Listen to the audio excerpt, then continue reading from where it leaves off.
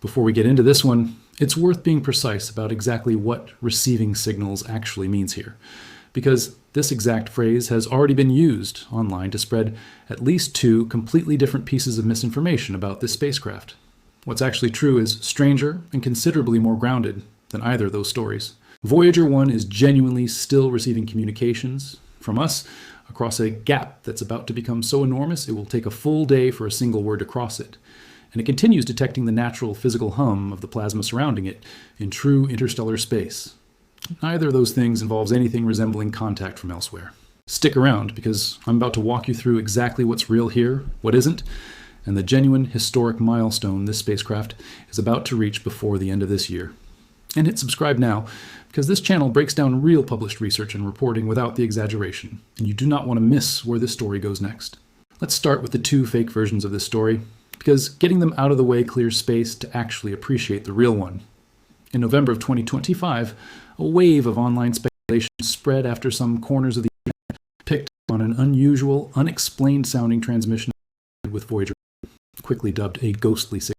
According to eventually the story down, the panic spread specifically because neither NASA nor the European Space Agency offered any immediate public explanation, leaving plenty of room for speculation to fill the silence.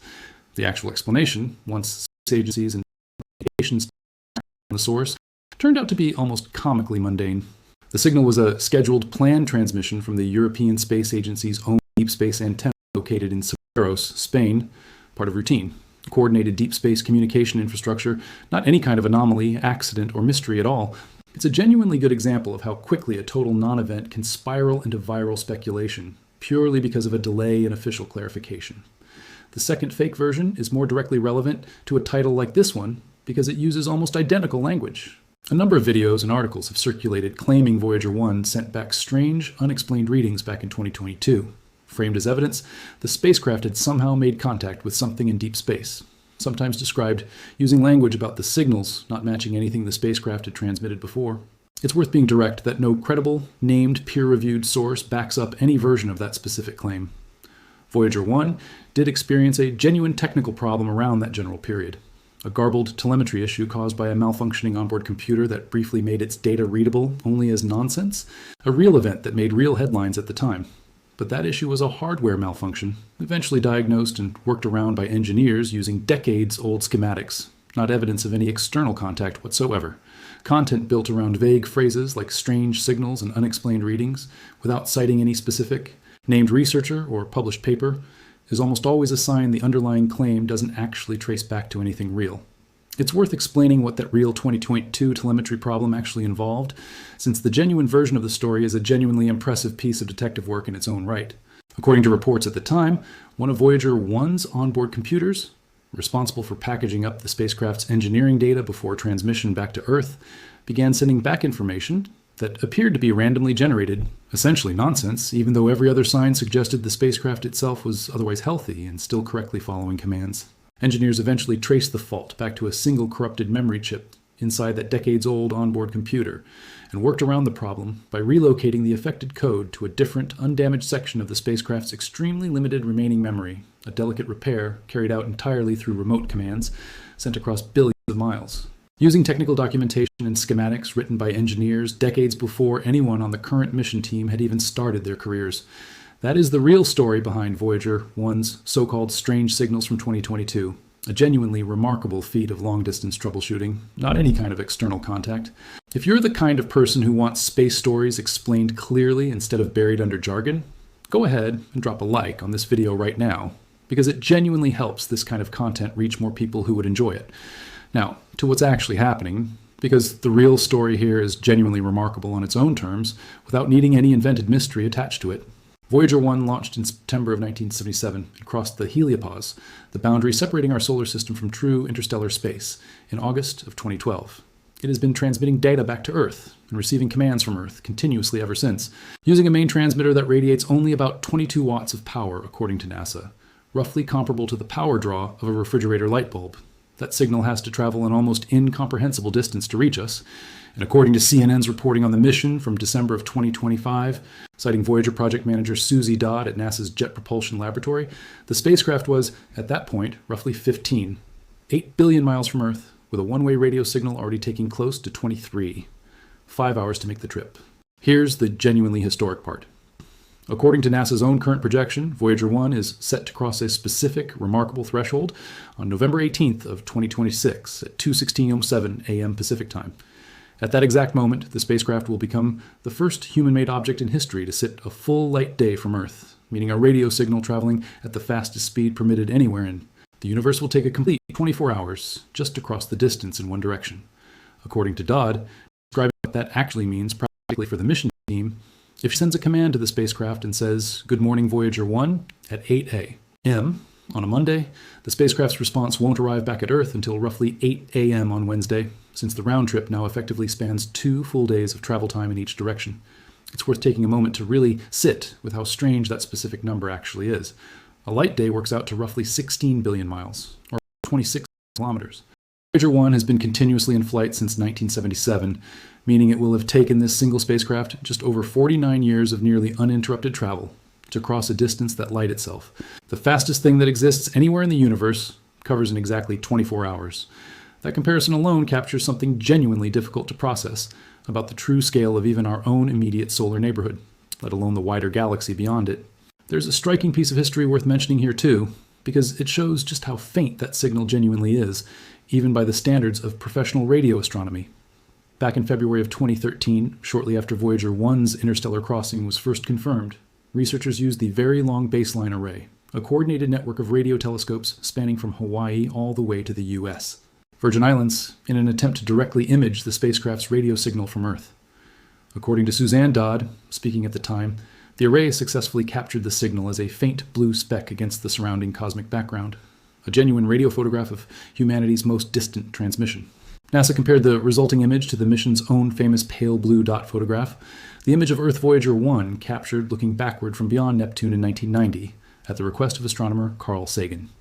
According to NASA, despite that faintness, Voyager 1's actual signal remains comparatively bright next to many of the natural cosmic objects radio telescopes typically study, even though its 22-watt transmitter produces roughly the same amount of power as a household refrigerator's interior light bulb. There's a genuinely interesting real-world connection between Voyager 1 and the search for extraterrestrial signals worth including here, because it's the legitimate version of the kind of story the fake contact articles are trying to imitate. According to the SETI Institute, researchers working with the Allen Telescope Array, a facility built specifically to search for potential signals from other civilizations, have used Voyager 1 itself as a calibration and testing target. Because Voyager 1's faint, 22-watt transmitter is one of the most distant, well-characterized artificial radio sources humanity has ever produced. Successfully detecting its signal serves as a genuinely useful benchmark for testing how sensitive a given search system actually is. In effect, before scientists searching for a hypothetical signal from an alien civilization can trust their equipment, they test it against a signal they already know is artificial, and already know exactly where it's coming from, our own 50-year-old spacecraft.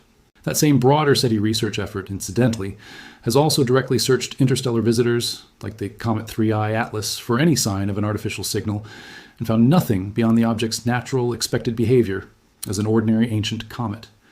The genuine, careful process scientists actually use to search for signals from beyond our solar system looks almost nothing like the vague, sourceless claims found in most viral, mysterious signal content, precisely because real searches like this one are rigorous, transparent about their methods, and so far, consistently come back empty. If you have found this as fascinating as I did while researching it, drop a comment letting me know, because it genuinely helps me figure out what other space stories are worth covering next. It's important to be precise about what this milestone does and doesn't actually represent, because it's easy to misread. According to the same reporting, this light day threshold is not the same thing as leaving the solar system, and it isn't a boundary marked by any physical feature at all. No dust, no plasma, no gravitational edge. Voyager 1 already left the heliosphere, the sun's bubble of outward-blown particles and magnetic influence, back in 2012. The sun's gravitational pull, though, extends dramatically farther than that. And NASA describes both Voyager spacecraft as still operating in a region best understood as interstellar space locally, moving through the outer reaches of the sun's broader domain, on a timescale that belongs less to typical human mission planning and more to slow geological change. The one light day mark is best understood as a pure measure of raw distance and communication delay, a genuinely staggering milestone rather than any kind of symbolic final departure from the solar system. There's a practical challenge inside that milestone worth explaining honestly, because it isn't purely a celebration. According to Dodd, in order for either Voyager spacecraft to keep communicating with Earth at all, their antennas have to remain precisely pointed back toward our planet. If the propellant lines that allow either spacecraft to make small adjustments to its orientation were to freeze, something both aging spacecraft face genuine risk of given their extreme distance from the sun's limited remaining onboard power, the antenna could drift out of alignment entirely. According to Dodd's own comments, that kind of failure would mean losing the mission outright, since there would no longer be any way to get a usable signal to or from the spacecraft at all, regardless of whether its instruments were still technically functioning. It's also worth being honest about exactly how little of each spacecraft's original capability actually remains at this point, because it puts the ongoing science into real perspective. According to reporting from mid-2026, only 2 scientific instruments remain operational on Voyager 1 today, the Plasma Wave Subsystem, the instrument responsible for detecting the faint, persistent hum of interstellar plasma surrounding the spacecraft, and its magnetometer, which measures the surrounding magnetic field. Every other instrument has been permanently powered down over the past several years, a deliberate, carefully sequenced effort by mission engineers to conserve what little electricity the spacecraft's decaying nuclear power source can still provide. Voyager 2 has managed to retain one additional instrument beyond its own version of these same 2, the Cosmic Ray Subsystem, which the mission team is specifically hoping to keep running through both spacecraft's 50th anniversary in 2027, a genuinely meaningful target date for a mission that has already outlasted every original expectation by decades. Picture, for a moment, exactly what it will actually feel like inside mission control once that one light day threshold is crossed in November, because the practical reality of it is almost stranger than the number itself. Every single command sent to Voyager 1 from that point forward will require, at absolute minimum, a full 2 days round trip, 1 full day out, 1 full day back, assuming everything works exactly as planned and nothing needs to be repeated or clarified. Troubleshooting even a minor technical issue, the kind of back and forth that might take a few minutes on a phone call here on Earth, could realistically stretch across the better part of a week, each single exchange separated by an entire day of silent, patient waiting on both ends. It's a form of correspondence that belongs less to modern engineering and more to the kind of long-distance letters exchanged by explorers a century ago, except stretched across a gap of roughly 16 billion miles using a spacecraft with a small fraction of the computing power of a basic modern digital watch. It's worth adding a bit more texture to just how demanding that kind of communication delay actually is for the small team still running this mission day to day. According to reporting on the mission, the Voyager team today is considerably smaller than the large group of engineers who originally built and launched the spacecraft back in the 1970s.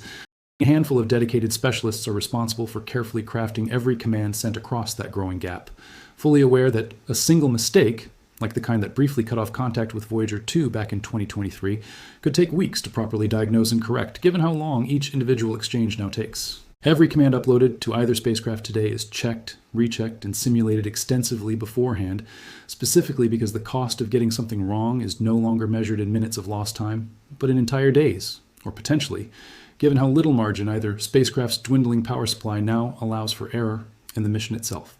There's a broader, more urgent context sitting underneath all of this too, worth acknowledging honestly.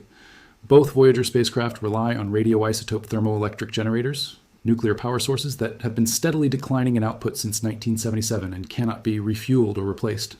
According to current mission planning cited in coverage of the Light Day milestone, before either spacecraft reaches its own 50th anniversary in 2027, both will likely need to have their remaining scientific instruments switched off entirely, purely to conserve enough power to keep the spacecraft itself alive and its antenna correctly oriented, even after all active science has ended. The genuine milestone happening this November isn't a sign of a mission that's thriving without limits. It's a snapshot of a spacecraft simultaneously reaching one of the most remarkable distance records in the entire history of human engineering, while also visibly, measurably running out of time. So, what does all of this actually add up to? Voyager 1 is not receiving mysterious signals from deep interstellar space in the sense that headline implies, and NASA has not confirmed contact with anything out there beyond the ordinary, natural hum of plasma that fills the space between the stars. What NASA has genuinely confirmed is something considerably more grounded and honestly more moving. A spacecraft built in the 1990s, still faithfully commands and faithfully sending back its own quiet is about to be the first human object ever to sit a full day's journey away from home, measured at the fastest possible speed the universe allows. There's no invented mystery required to make that genuinely remarkable. The real distance, the real time delay, and the real patient engineering required to keep that conversation going for nearly 50 straight years is already more than enough. There's one detail sitting as this video wraps up, because it ties everything back together. Bolted to the side of Voyager 1 is the Golden Record, a physical, gold-plated phonograph disc carrying greetings in 55 languages, music from cultures spanning the entire planet, and recorded sounds of Earth itself, assembled under the direction of Carl Sagan on the small chance that some future civilization might one day intercept the spacecraft, long after it falls permanently silent. That record was never meant to be received quickly. It was built to last, according to NASA's own estimates, for well over 1 billion years, drifting silently through the emptiness between stars long after every human alive today, and every human who built the spacecraft carrying it, is gone. In a strange way, the one light day milestone happening this November is a small human-scale preview of exactly that kind of patience. A conversation now stretched to a full day each way that will only keep stretching further year after year for as long as this remarkable 50-year-old machine keeps managing to answer back. If stories like this one, grounded in real published research and reporting rather than exaggerated headlines, are what you want more of, subscribe to this channel and turn on notifications, because November 18th is coming, and there's a real chance the next update on this spacecraft is the moment it officially becomes the most distant conversation humanity has ever had. Thanks for watching, and I will see you in the next one.